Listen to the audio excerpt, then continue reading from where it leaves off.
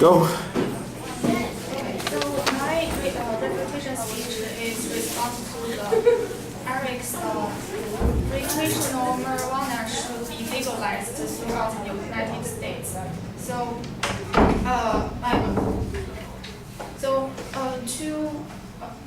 about his supporting claim, the legalization of marijuana promotes economic growth. However, according to the data from the driving under the influence of drugs, financial costs associated with the driving under the influence of the drug in the U.S. were estimated $110 billion annually. The second his claim is the legalization of marijuana will lower crime rate activity. However, it's not true. It's only one set argument. More seriously, according the data from the driving under the influence drugs, the financial cost associated with driving under the influence of drug in the U.S. were estimated to 110 billion annually.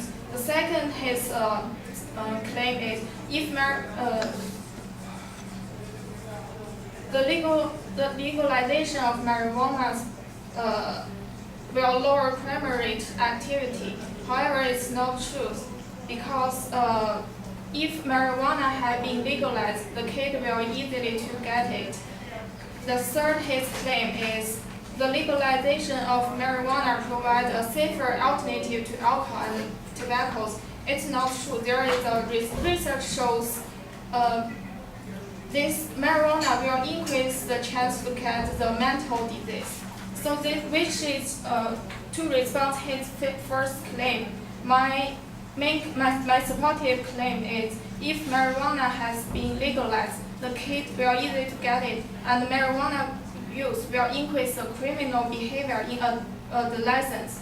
According to the article, violence involvement, substance use, and the sexual activity among Americans, research shows adolescents who report the marijuana use at age 15 were more likely to report violence involvement at age 19, indicates that marijuana use, particularly during adolescence, may impact violent behavior in young adulthood.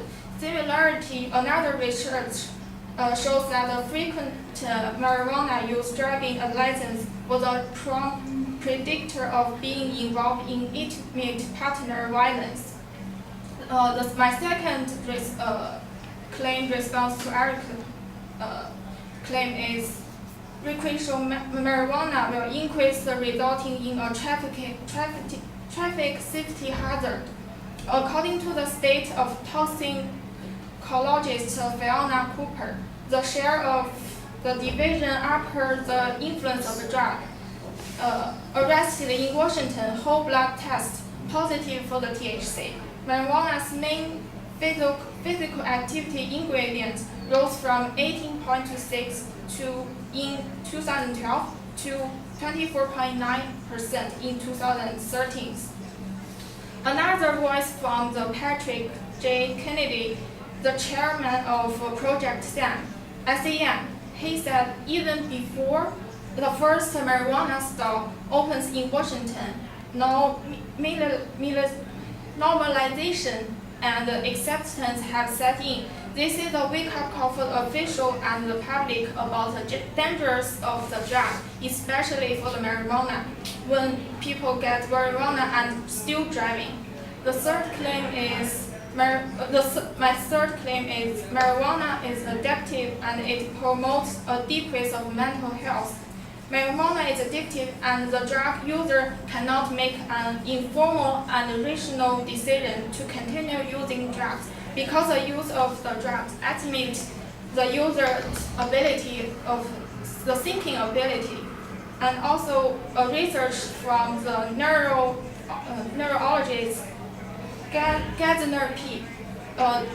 He says there are 3 young people developed the physicals during and or after marijuana intake. The 17-year-old male after only a few marijuana cigarettes, and also another result, 22 years old patient after 2 years addiction development, after 2 years of marijuana use, development the scissored physicals. The 20-year-old patient after 6 years of marijuana addiction and development the psychosis syndrome. The first 2 patients become symptoms-free on the antipsychotics and during the drug-free period. So the third patient who had marijuana during the psychotic symptoms and still has steroid Pascal's disease. So overall, I think recreational marijuana should not be legalized throughout the United States. And in fact, the recreational marijuana will bring unexpected results.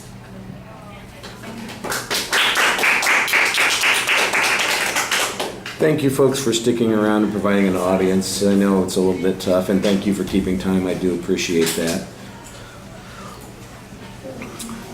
Holly, it just got a little confusing at the beginning. You're summarizing the argument, but you're also making counterclaims at the same time. It sounded like you had started your argument, and then you start the argument again. In fact, the second point you kind of respond to twice in the preview, and that was really confusing because you even repeat the same piece of evidence on that particular argument.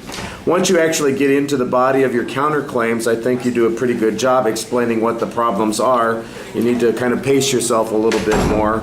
On that last point especially, I think you've got a good argument, but you're just reading this case study without necessarily telling us what it is that we're supposed to get from this particular study. Go, people. You guys all have places to be, I can see.